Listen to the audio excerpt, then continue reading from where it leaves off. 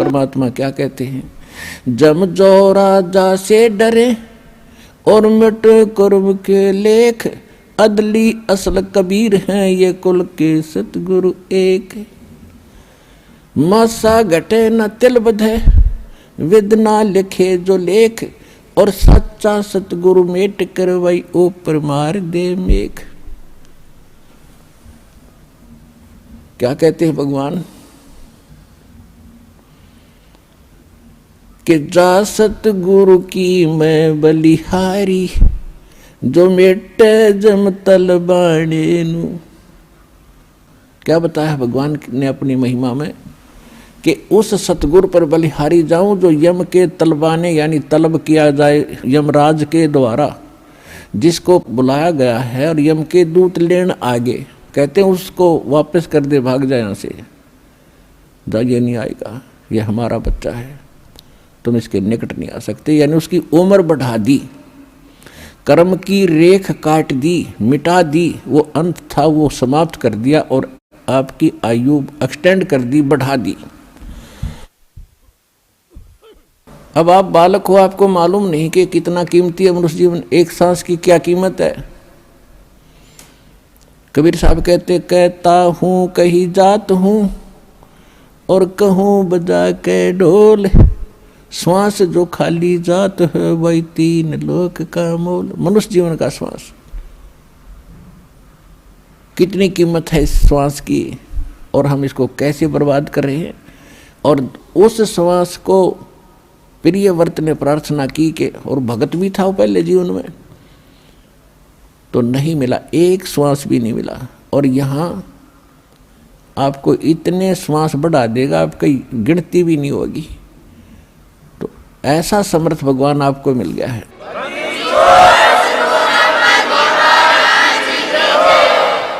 तो कहने का भाव ये है कि जो सतयुग में आप ही में से फिर क्या जो पार नहीं हुए वो यहीं भटक रहे होंगे, और सतयुग में फिर जन्मे, वो पुण्य खत्म हुए। जितने पुण्य खत्म हो जाएंगे उसी प्रकार वातावरण बदलता जाएगा संसार का। सतयुग में क्या था, इतना मजबूत शरीर होता था, पृथ्वी के ऊपर फल लदपद रहते थे, और बाग बगीचे बहुत गुणे, बनों के बन, केलों के बन, आमों के बन, यानी अंगूरों के बन ऐसे होते थे। और ये जो अन्न है, गेहूँ बाजरा ज्वार, जैसे सामक आपने देखा अपने आप उग जाता है, अपने आप परिपक्व हो जाता है, ऐसे खड़े रहा करते।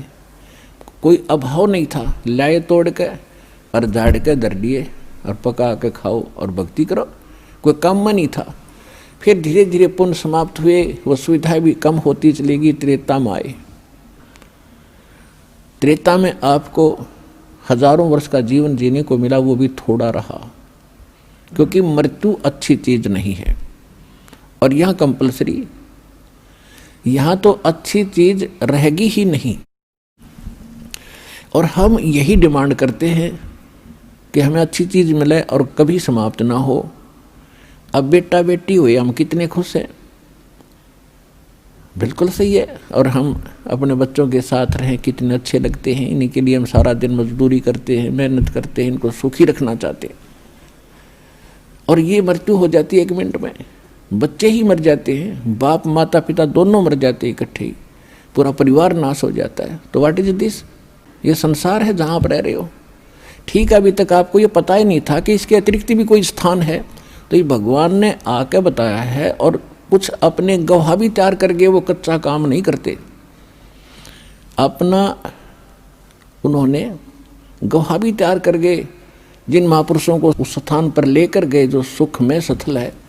गीता अध्याय नंबर 18 के श्लोक नंबर 62 में कहा कि अर्जुन, तू सर्वभाव से उस परमेश्वर की शरण में जा, उसकी कृपा से तू परम शांति को और सनातन परम धाम को प्राप्त होगा।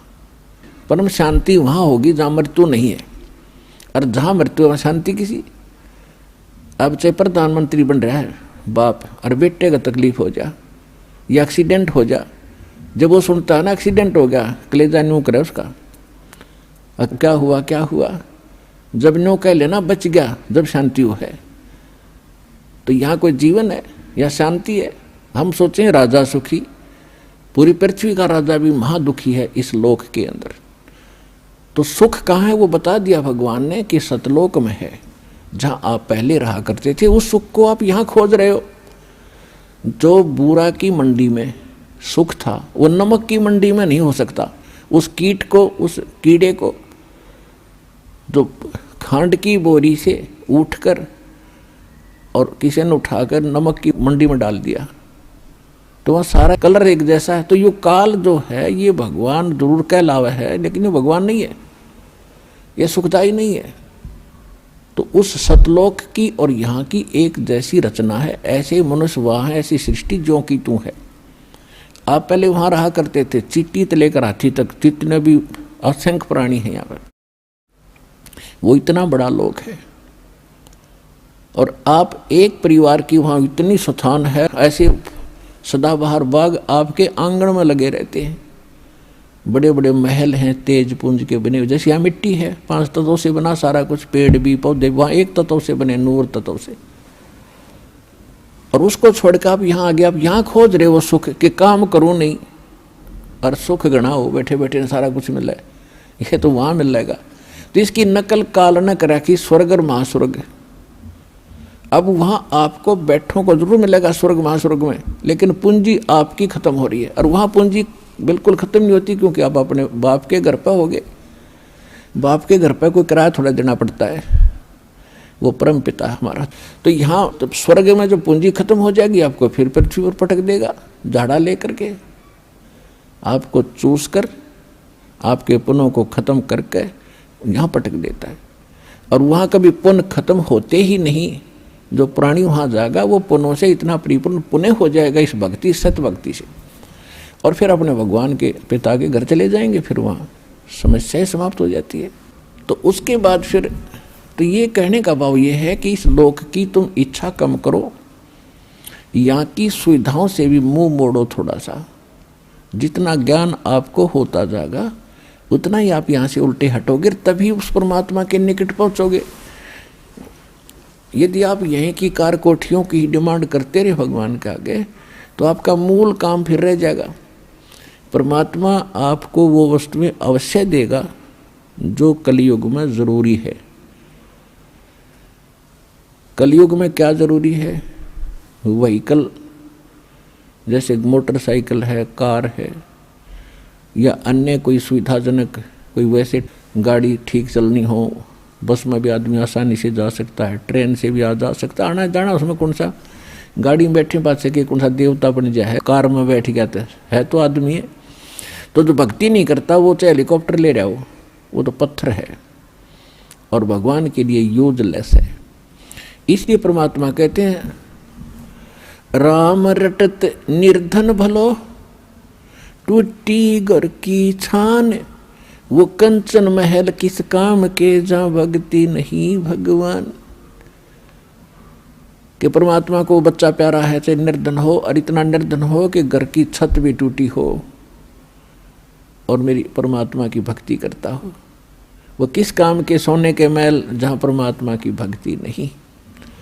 तो भक्ति कितनी ज़रूरी है, कितनी आवश्यक है और कितनी महत्वपूर्ण है, इसकी कितनी कीमत है, ये आपको सत्संग से पता चलता है। तो आपको नहीं पता तो किसी की माननी जो अवश्य चाहिए जो बता रहा है।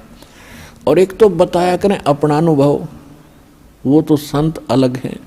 दास बताता है भगवान की बताई हुई, तो भगवान के बताए हुए में कोई त्रुटि नहीं रह सकती। ये तो आप बिल्कुल सत्य मान लो।